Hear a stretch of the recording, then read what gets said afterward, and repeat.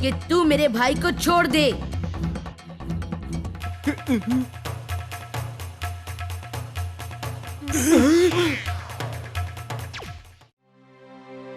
भैया, आप कुबेर को कैसे ललकारोगे?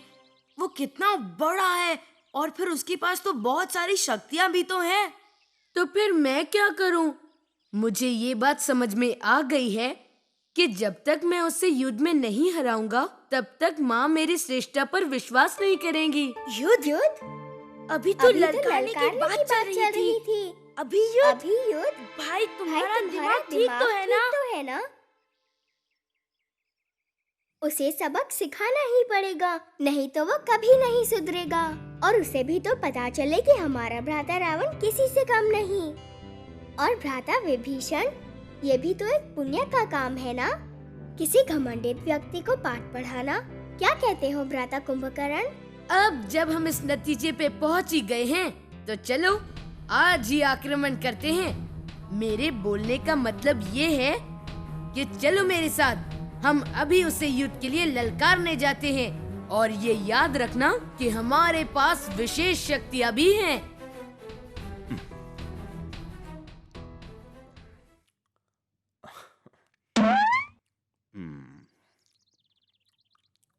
भाई कुबेर, मुझे आपसे कुछ जरूरी बातें करनी है। आश्चर्य है, मुझे रावण के बोल सुनाई दे रहे हैं, पर वो दिखाई नहीं दे रहा है। कहीं उसने अदृश्य होने का ज्ञान तो प्राप्त नहीं किया है, ताकि मुझे हरा सके।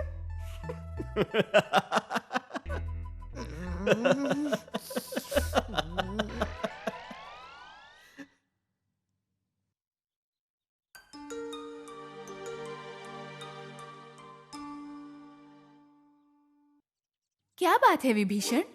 माँ, उधर भैया रावण कुबेर भैया को। रावण कुबेर को क्या? उनको सपने में देखकर डर गया। उन्होंने देखा कि कुबेर भ्राता के ये बड़े बड़े मूछे और ये बड़े बड़े दांत आ गए, और इसलिए विभीषण भैया भी डर गए हैं। और हमने कहा भी था इन्हें कि हम सब है ना, तो भय किस बात का। परंतु विभीषण भैया भी ना। क्या मीनाक्षी जो कह रही है वो सच है? हाँ माँ, ये जो भी बोल रही है वो सच है। मुझे बहुत डर लग रहा था। तुम विश्रवा पुत्र विभीषण हो, इसीलिए कभी किसी से मत डरना। आप निश्चिंत रहिए माँ, हम है ना।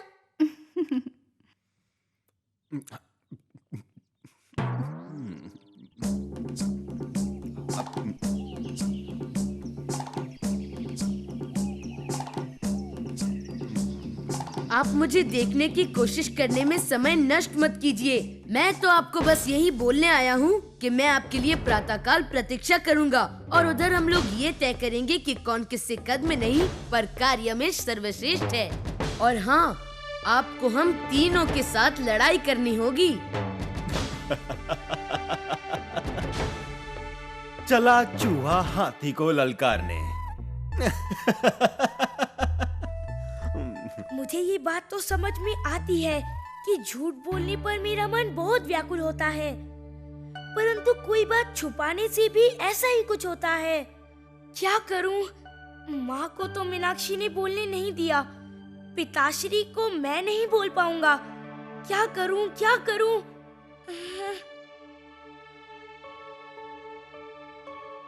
मैंने कुबेर भैया को चेतावनी दे दी है। कल प्रातः काल में हम मिलेंगे और फिर ये साबित हो जाएगा कि कौन श्रेष्ठ है। तो फिर चलो जल्दी सो जाते हैं, कल हम सब के लिए बहुत ही महत्वपूर्ण दिन है।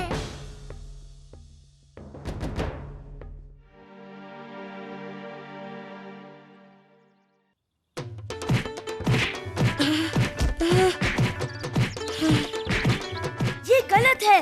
वो अकेला है और तुम तीन हो और उससे लड़ाई कर रहे हो।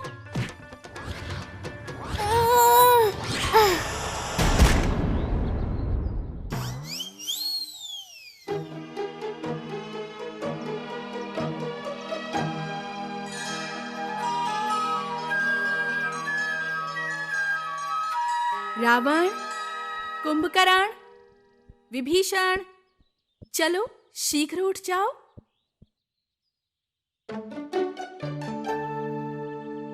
आज मुझे ऐसा क्यों लग रहा है कि कुछ तो बात है। नहीं तो तुम सब सुबह सुबह उठ गए और अपना काम भी कर लिया। यहाँ तक कुंभकर्ण ने अच्छी तरह से दातुन भी किया। माँ, हम जब ये सब नहीं करती तो आप क्रोधित होती हैं, और जब कर रहे हैं तो व्यर्थ चिंतित हो रही हैं। हम करें तो क्या करें माँ? ऐसी कोई बात नहीं है। मैं तुम लोगों से बहुत प्रसन्न हूँ। आज तो पिताश्री भी प्रसन्न हो जाएंगे ये बात जान के। चलो जल्दी से कुछ खा लो।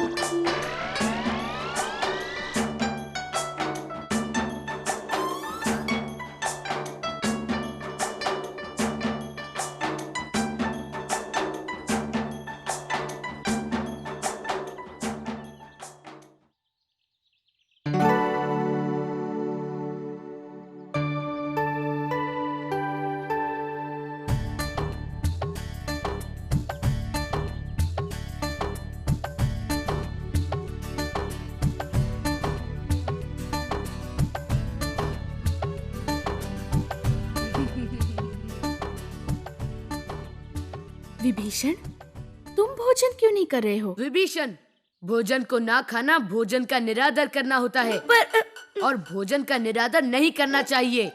अरे भैया, तुम भूल गए हो।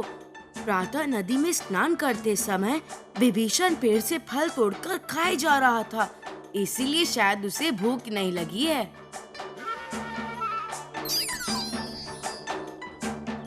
कोई बात नहीं, हम खा लेते हैं, और वैसे भी भोजन हमें शक्ति देगा जिसकी हमें आवश्यकता है।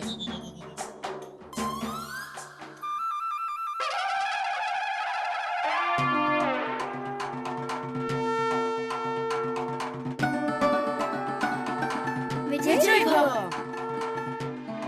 विजयी भव। परंतु मुझे कुछ ऐसा लग रहा है कि विजयी भव।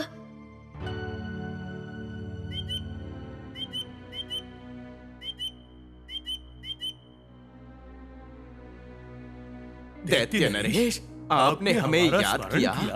प्रातः काल से मेरी बाईं आंख फड़क रही है और मुझे ऐसा लग रहा है कि ये किसी बात का संकेत है, परंतु मुझे समझ में नहीं आ रहा है किस बात का संकेत है ये।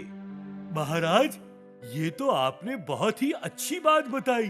बाईं आंख का फड़कना तो शुभ समाचार का संकेत होता है। भैया, मुझे लग रहा है कि कुबेर भैया तुमसे जरूर डर गए होंगे, इसलिए वो युद्ध के पहले ही मैदान छोड़कर भाग गए हैं। परंतु मुझे ऐसा नहीं लगता। वो देखो। मुझे लगा प्रातः काल तक तुम्हारी सद्बुद्धि तुम्हें यहाँ आने से रोकेगी, परंतु मैं गलत था। और भैया, अब माला पहन लेना, शायद सूर्य की किरणों का भी कुछ असर पड़े। उसकी आवश्यकता नहीं पड़ेगी।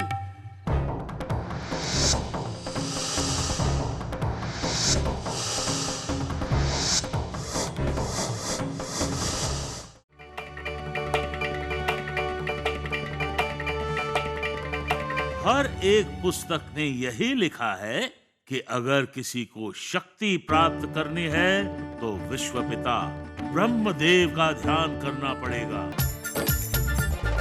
निकले घर से तीनों भाई जल्दी वन की ओर, लगे तपस्या करने पेड़ के नीचे महाकठोर।